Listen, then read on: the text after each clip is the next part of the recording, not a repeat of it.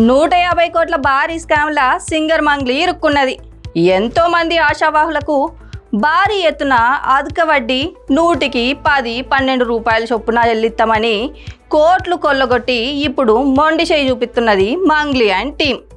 గోకుల నందన infra India private limited అనే ఒక bogus company ఏర్పాటు చేసుకొని ఎంతో మంది అమాయకుల ఆస్తులతో చెలగాటమాడిల్లు.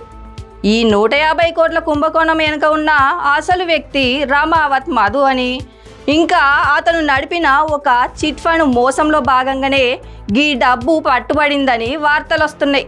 ఈ నోట్ల కట్టలు దొరికిన ఫ్లాట్ కూడా మంగ్లీ పేరు మీద లేదని దర్యాప్తులల్లా స్పష్టమైంది. ఇక పోలీసుల ఎఫ్ఐఆర్ లేదా కోర్టు పత్రాలలో కూడా ఈ స్కామ్కు సంబంధించి మంగ్లీ పేరు ఎక్కడా నమోదు కాలేదని చెప్తున్నారు. ఇక 100 కోట్ల రూపాయల మేర ప్రజల వద్ద డబ్బులు వసూలు చేసి మోసం చేసిన రమావత్ మధు, అట్లనే మంగ్లీ తమ్ముడు శివ ఇంట్లో ఉన్నారని బాధితుల ప్రధాన ఆరోపణ.